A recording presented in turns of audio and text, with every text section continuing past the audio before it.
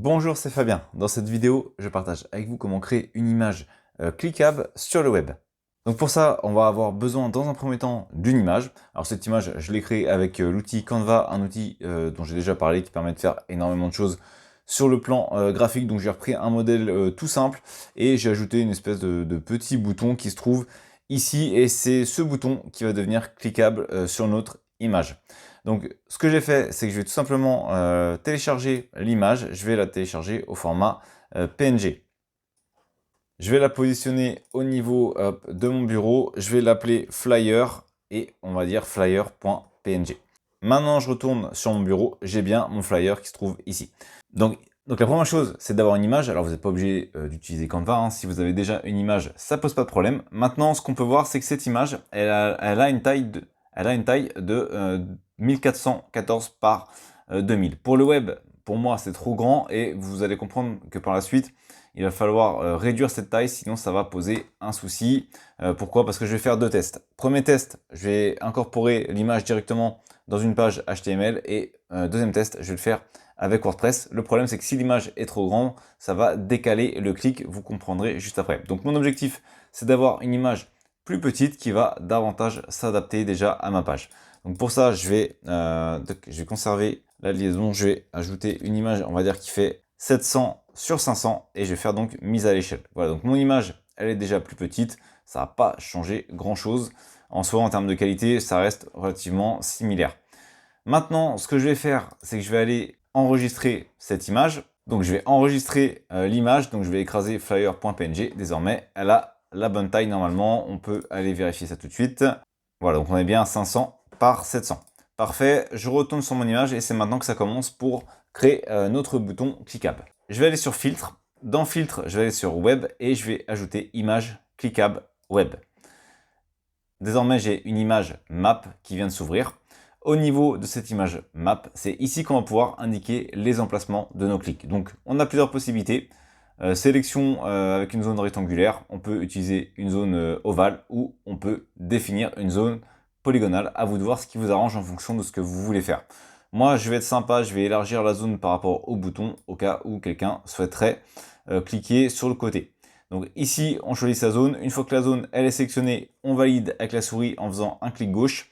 On a un paramètre au niveau de cette première zone qui apparaît et ici, on n'a qu'une seule chose à renseigner, c'est où est-ce qu'on va envoyer notre visiteur. Ici, je vais indiquer, par exemple sur Google, ça n'a pas de sens, mais peu importe, je vais indiquer que mon utilisateur va aller directement sur google.fr. Ça va être un lien de type site web. On a d'autres types de liens, on peut faire des liens vers des fichiers, on peut également faire des sites FTP, bref, à vous de voir ce qui vous arrange en fonction de ce que vous souhaitez faire. Je vais faire valider et désormais j'ai bien une URL ici. Donc si vous avez plusieurs liens, rien ne vous empêche bien entendu ici de créer une deuxième zone. Ça crée une zone numéro 2, vous ajoutez votre deuxième lien et donc vous aurez deux zones cliquables au niveau de votre image. Hop, je vais revenir en arrière, voilà, et j'ai toujours ma zone cliquable qui se trouve ici. Donc je vais enregistrer mon image map, je vais la positionner hop, au niveau du bureau, hein. Je vais la positionner pour que ce soit assez simple. Donc je vais la positionner avec mon flyer.png et je vais l'appeler flyer.map hein, pour qu'on reste coordonné. Donc je vais quitter désormais GIMP. Donc avec GIMP, c'est donc première chose, donc il vous suffit de télécharger GIMP, c'est un logiciel gratuit et open source, et ensuite de faire la manipulation que je viens de réaliser. On est donc à notre deuxième étape qui vient d'être terminée. On a un flyer, donc une image. Si je l'ouvre, pour le moment, il ne va rien se passer. Si je passe sur mon bouton, il ne se passe rien. C'est tout à fait normal. Maintenant, je vais avoir besoin de créer un fichier .html en coordonnant les deux informations. Donc ici, je vais aller sur mon flyer.map et je vais ouvrir ce fameux document avec un éditeur de texte. En l'occurrence, je vais prendre Notepad++. Pareil, petit éditeur de texte gratuit, relativement pratique au niveau des fonctions. Moi, c'est celui que j'utilise. Bien entendu, vous utilisez celui qui vous arrange. Donc ensuite, je vais aller créer un nouveau fichier. Ce fichier, ça va être un fichier au format HTML. Je vais tout simplement copier ce qui a été créé avec le .map et je vais aller ici le coller. Ici, j'ai une seule chose à remplacer, ça va être l'emplacement de mon fichier flyer.png. Donc ici, au niveau de la source de l'image, je dois indiquer où est-ce qu'elle se trouve. En l'occurrence, elle se trouve juste à côté. C'est pour le moment flyer.png, mais ça, je vais devoir le changer juste après. Je vais enregistrer ce fichier au format .html. Je vais indiquer flyer.html. On va rester avec la même forme au niveau du nom. Comme ça, on est sûr de ne pas se tromper. On le positionne sur le bureau et désormais, j'ai bien flyer.html. Si j'ouvre ce fichier, je peux l'ouvrir avec en double-cliquant dessus et directement en choisissant mon navigateur. Si désormais je passe ma souris sur mon image, eh bien cette dernière est devenue cliquable dans un navigateur.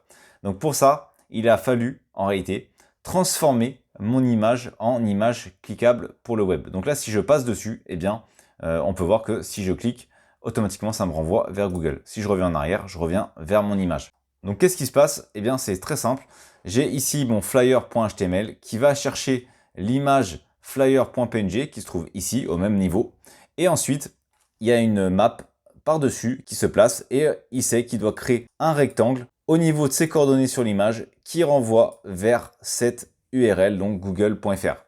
Un problème qui pourrait se présenter à nous, imaginons, je vais modifier ici la taille de l'image. Voilà, je vais retourner sur le navigateur. Si j'actualise et que j'essaye de cliquer de nouveau, je vais zoomer un petit peu, et que j'essaye de cliquer de nouveau sur mon bouton, et bien ça ne fonctionne plus. Pourquoi? Parce que en réalité, c'est coordonné par rapport à la taille de l'image qui se trouvait initialement être du 500 par 700. Donc ça, c'est un point à prendre en compte. Si vous modifiez la taille de l'image directement, eh bien, ça ne fonctionne plus. Pareil, si elle n'est pas adaptée à la taille de l'élément dans lequel vous allez l'insérer, ça ne fonctionnera plus également. Donc, il faut bien conserver la taille initiale qui était prévue. Donc là, j'ai remis la taille initiale. J'ai de nouveau enregistré. Et si je remets, eh bien, désormais, ça fonctionne. J'ai bien la possibilité de cliquer sur mon bouton. Maintenant, une autre possibilité, c'est d'ajouter un élément qui va être cliquable, mais lorsqu'on va cliquer dessus, eh bien, ça va renvoyer ça va ouvrir dans un nouvel onglet. Ça évitera de quitter l'image. Donc là, si par exemple, je rajoute juste target underscore blanc et je vais actualiser ma fameuse image, si je clique dessus, désormais, ça m'ouvre un nouvel onglet avec Google comme prévu. Mais par contre, je conserve la possibilité d'accéder à mon image. Désormais, ce qu'on va faire, c'est qu'on va essayer de positionner ça sur donc un hébergeur. Donc là, je suis chez Infomaniac dans mon hébergeur et donc je vais aller sur exceled.org, donc mon site de test. Et au niveau d'exceled.org, là, je suis avec donc WordPress, exceled.org et donc on va dans un premier temps, tout simplement ici au niveau de la racine, créer un nouveau dossier. Donc là, je suis au niveau de mon site internet et je vais créer un nouveau dossier que je vais appeler par exemple image. Dans ce dossier, je vais tout simplement rajouter les éléments qui se trouvent actuellement sur mon bureau.